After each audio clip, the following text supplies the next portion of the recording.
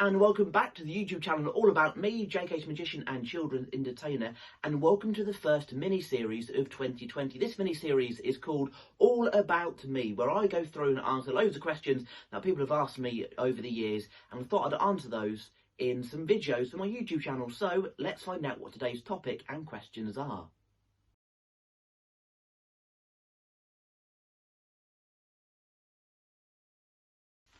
So the first circus skill I ever learned was how to juggle, and you've all seen jugglers before. And how did I learn to juggle 3 balls? I actually popped up to a little seaside town on the Norfolk coast called Sheringham, and I popped into a bookshop there when I must have been 7 or 8, around that age, and I bought a book, and it was called How to Be a Clown, because I've always loved clowning, and that was another thing that I thought I might go into in the future, was to be a professional clown. And in there that taught you how to do clown makeup, clown costumes, classic clown sketches, and there's a couple of pages all about how to juggle. And I read that and thought, maybe that's something I should learn if I'm going to try and go in to be a clown, or to go into magical, go into entertaining. And very basic, but I learned from that. So I learned from a book, and that is how I learned to juggle. I spent about 2 weeks practicing and practicing and practicing. Lots of frustration. I've kept dropping the balls and everything. But eventually, one day, I picked up the 3 balls and I was just able to juggle. Now, the 3-ball juggling pattern, it's called a cascade. And there's a reverse cascade. There's lots of different tricks you can do. I'm not the best juggler in the world. I'll admit that, because I'm not out there to be a juggler. That's just part of my shows. I don't really juggle juggling balls in my shows. But I normally juggle clubs. And this is what a club looks like. Now, this is a juggling club. Most people think they look a little bit like bowling skittles, but they are clubs. They're designed to be juggled with, and the thing that you do with these is, this is the handle here, and this is the main body of it, and you chuck it from hand to hand, catching the handle. The basic cascade, it does 1 full turn every time. Now, I juggle 3 of these in my shows. These are my practice set just here. The others won't show up on camera, only because the colours of them against the backgrounds won't show up very well. And I spent months and months learning to juggle these. I could not get my head round how to do it. I knew what to do, I just could not get my hands and my eyes to coordinate. My hand-eye coordination for these was useless. And I kept going back to it and back to it and back to it every summer. And then it must have been 9-10 months for me to learn to juggle these properly, because in the winter I wouldn't practice. I'd only practice in the warmer months when I could go outside. Now, I would show you a demonstration, but we've got quite a low ceiling where I'm filming today, so I can't really show you the basic pattern. But if you'd like to learn how to juggle, leave a comment below, and I'll put a video up of how to juggle balls and then move on to clubs and everything like that. But that there is a juggling club.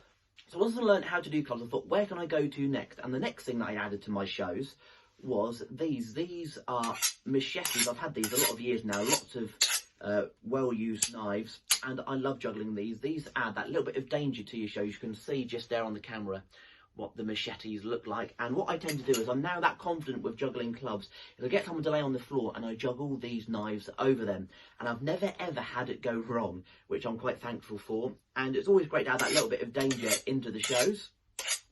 And I do a little bit of a danger show as well, which I'll talk about again in a minute, the danger show. But these are the knives. If you want to learn to juggle knives, make sure you're confident with clubs first, and then move on to knives. Again, I'll do a video later on in the year when I'm outside, so I can show you more of all the circus stuff and everything like that. But these are my juggling knives. So you've already seen my juggling balls, my juggling clubs and my juggling knives. How about a little bit more danger? The next thing I added dangerous into the shows was my fire clubs. Now, I'm not going to light them inside, only because of health and safety reasons, but again, in the future I'll add those to a video when I'm outside showing you all my circus skills. But I love juggling my fire clubs. The first time I'd done it, I was so nervous. As soon as I was fine juggling them without them lit, but as soon as they were lit, I was so nervous. I was sweating like mad. And I still get a little bit like that now. I think it's good to be a little bit nervous of it, because you respect it, because it is fire. It can burn. The knives can cut as well, easily cut. But for some reason, I'm not so scared of the knife. But the fire, for some reason, I'm a little bit nervous of, which, like I said, is great, because I respect fire. And the fuel that I use is paraffin now. It burns cleaner, gives a nice flame off. I juggle 3 of these in my show. I don't get to do these much, only because of health and safety reasons of where I'm performing. But when I do, I love doing it, and it always gets great reactions. So check out future videos where you get to see me juggle my fire clubs. Now, if you think fire clubs and knives are dangerous enough to juggle on my shows, there's one last thing that I've added a couple of years ago, which really adds the danger element to my show, and that are these. So this here is a scythe, or the Grim Reaper's axe, and I juggle one of those. I also juggle this just here, which is a meat cleaver. You can see that just there. And the last thing that I do juggle is these. Now these are 2 rabbit traps. I'll come close to the camera so you can see. These are 2 rabbit traps which have been nailed to a piece of dowel. Now these are live rabbit traps. What happens is these are pressured rabbit traps. So what you do is there's a piece of metal up here which activates the traps, adds tension to them. And these are now set. There is a pin just here. So there's a pin, and that holds the jaws of the trap shut. And this is the pressure pad just here. So as soon as you press, same on this side, as soon as you press this, that then snaps shut. So the great thing about these is when you're juggling them, if I catch the wrong end, I don't catch the rabbit traps catch me. Now there's one thing that I always end my danger show on, and it's these, and this is a trick that I do. I always say there's 3 ways of deactivating a rabbit trap. The first way is the sensible way, the next way is the city way, and the third way is the J-case way. Now the sensible way would be to place your finger underneath and press the pressure pad to then deactivate it. The city way, if you work in the city, you might just grab a biro in your pocket and press it on, and that will snap shut. That does shatter the biro. And the J-case way looks a little bit like this. So what I'm going to try and do is to deactivate this trap just here, I'm going to karate chop the pressure pad. Now I'm not going to leave my hand there. Once I've karate chopped it, I'm going to remove my hand away before the rabbit trap catches me. So here we go. Listen out for the noise of when it goes. 1, 2, and so that there is a J-case way of deactivating my rabbit traps. And then the last way would be, let's just deactivate this one. There we go. So that is now safe just there. Now my family, they don't like me juggling these because they are so dangerous. But that is all of my dangerous stuff that I juggle in my shows.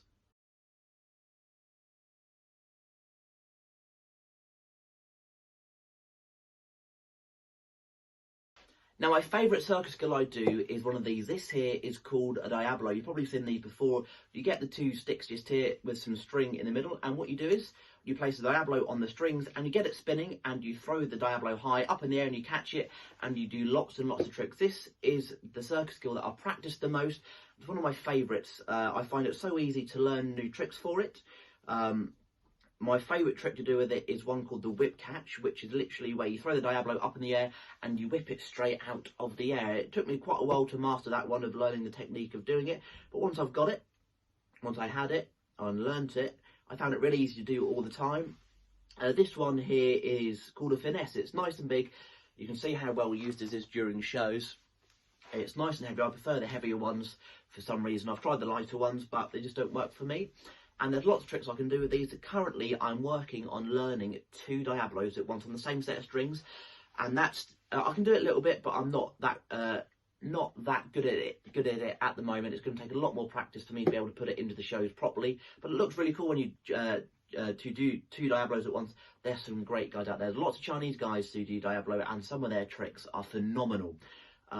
So if I can find any, I will put some links to those in future videos when I show you some of my Diablo skills. So that there is a Diablo.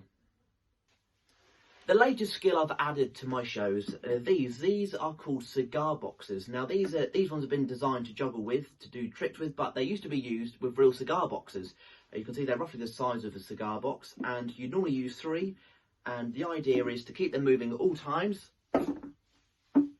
And you spin them around and you catch them, and you do lots of different tricks. I'm a little bit restricted on space in here today, but in the future I'll show you some more cigar box tricks outside. I've got 9 of these, and the finale of my routine is I've stacked them up in a certain way, all 9, and balanced them on my chin. So that is my cigar box. So far, all of the circus skills that I've shown you have all been self-taught. Now, there's one thing that I also do, which I did get trained professionally on, and that is how to fire eat. I also do fire eating, and a good friend of mine called Oliver, he's been a fire eater for over 25 years, and he taught me how to fire eat. I didn't know where to start with that, and all the books I'd read and all the videos I've seen always said learn from a professional. So I contacted Ollie and he said, yeah, we'll meet up and I'll teach you. And I love doing fire eating. Unfortunately, I don't get to do it that much. Again, same with the fire clubs. It is to do with the health and safety of certain venues, but that is in the danger show, which I tend to do for family and friends and everything. And yes, you do have to have separate insurance to do fire with that. So I've got my public liability and my fire insurance as well. So I hope you've enjoyed learning all about my different circus skills, and I'll definitely be putting a video up in the future about all of the circus skills so you could get to see them properly.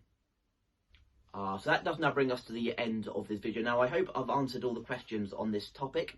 So if you haven't already, subscribe to the YouTube channel, press the subscribe button and the notification bell so you never miss an upload, 11 o'clock every Friday. Check out my Facebook page, JK's Magician and Children's Entertainer. Give the page a like, share it amongst your friends. And don't forget to check out Star on Instagram at Star the Magic Rabbit. As always, all the links will be down in the description. We'll see you next week. Ta-ra!